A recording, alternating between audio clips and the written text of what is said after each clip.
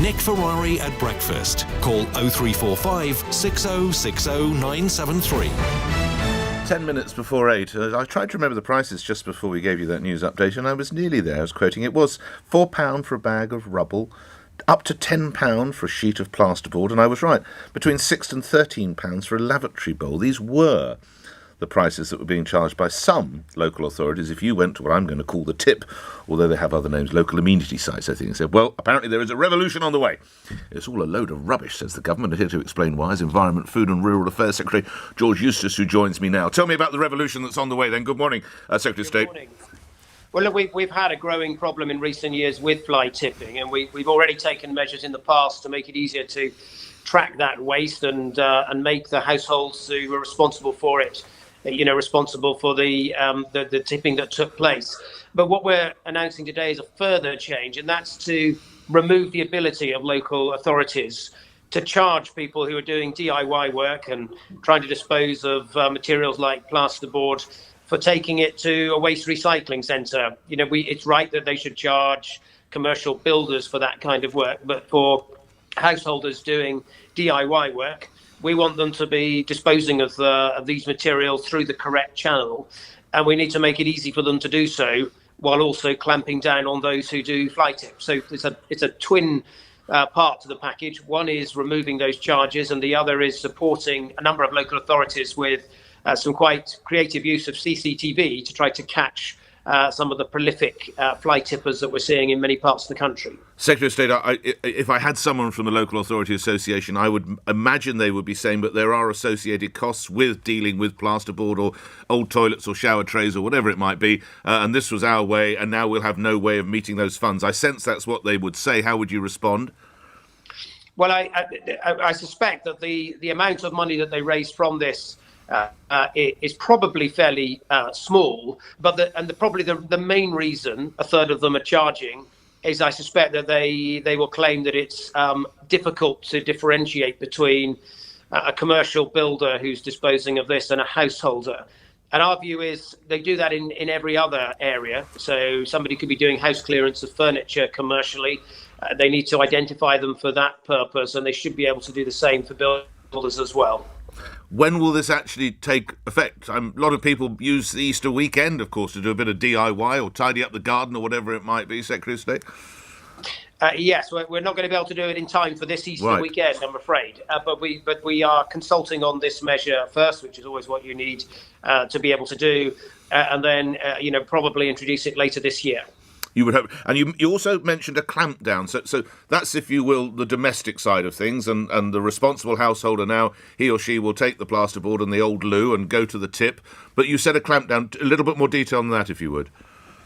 Well, we've issued a number of grants for pilot projects to, quite a lot of different local authorities around the country who are trying different approaches with the use of CCTV in hotspots where they're getting fly tipping taking place, so that they can capture the number plate and bring those responsible, to justice. It's often the case in many local authorities that it's a small number of people, often cowboy operators, that are going out in the middle of the night and just disposing of this material in gateways to farm fields and so on.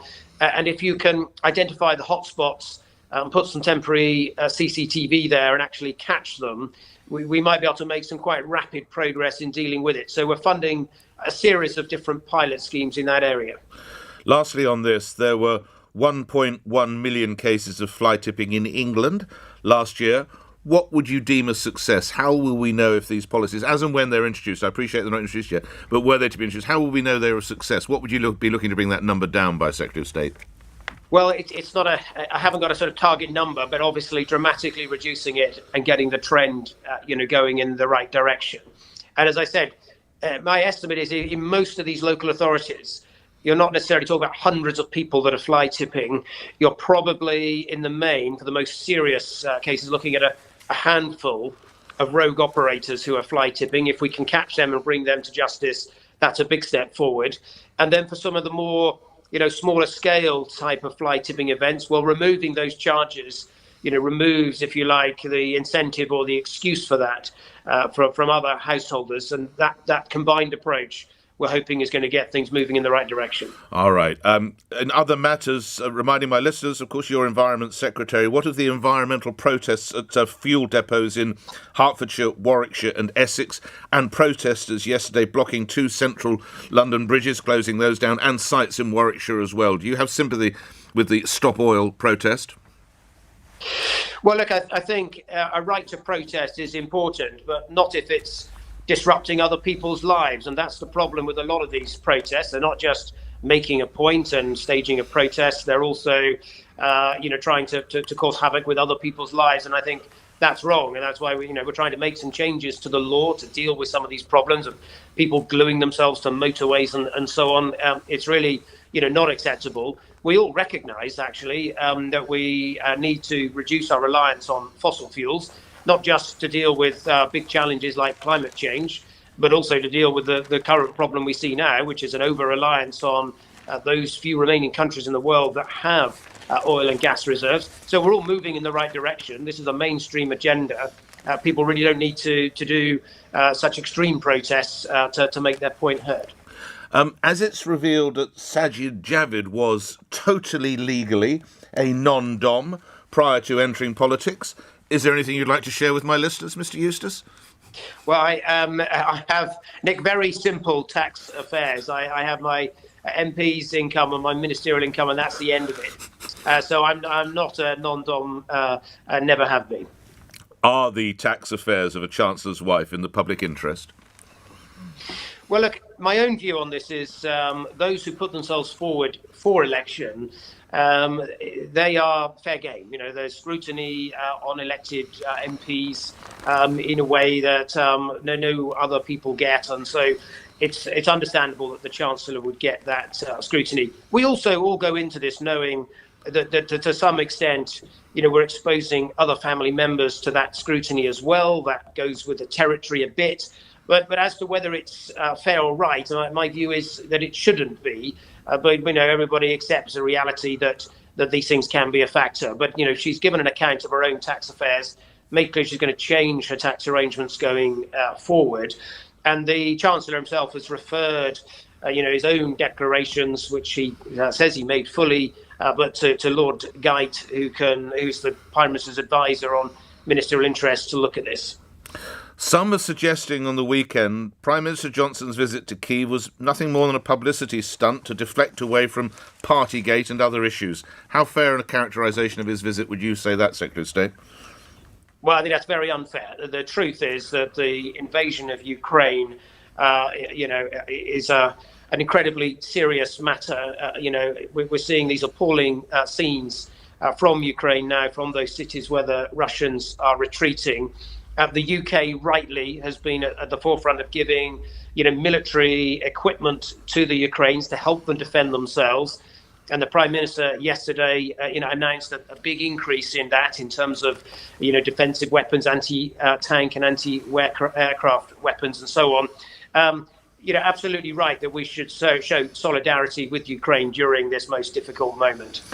And lastly, staying with the war in Ukraine and the efforts of people to come and find refuge in this country, you will be aware that it is not working well at the Home Office, Secretary of State. I remind my listeners, of course, you are not in the Home Office, you're in a different department, but Priti Patel has admitted that only around 1,200 refugees have actually got into the United Kingdom. That's, as it's revealed, 20,000 have got into Ireland, and even 10 Conservative MPs who are known to try and sponsor Ukrainians, they can't get anybody in either. Why is this such a shambles? Well, look, my understanding is that around 40,000 Ukrainian refugees have now been approved to come to the UK under the sponsored route. And my understanding was that around 12,000 of those had, but it may be there's an error there. So 12,000 visas have been issued, just to clarify, Secretary. So 12,500 visas have been issued. You're absolutely right. But my point is only 1,200 have actually physically got into the country. And in some instances, we have Conservative MPs saying, we can't get these people either. And this is not speaking. I put it to you again. It is a shambles at the Home Office, Secretary of State. Well, I don't think it's a shambles, but Priti Patel herself is obviously on the case with this. She's been very clear that she'll make further changes, should they be needed.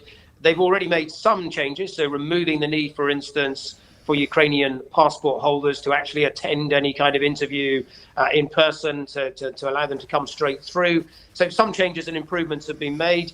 I'm sure that Priti Patel will be looking at this closely and making other changes, should that be required, to unblock any bottlenecks there might be in the system. But lastly, she's been looking at it closely for 2 weeks, Secretary of State. She may as well give her a microscope. It's not going to make a blind bit of difference, is it? None of these Ukrainians get in. Well, look, some of them are, and as you said, 12,000 visas have been issued, and around 40,000 have now been processed. So people are now starting to come through.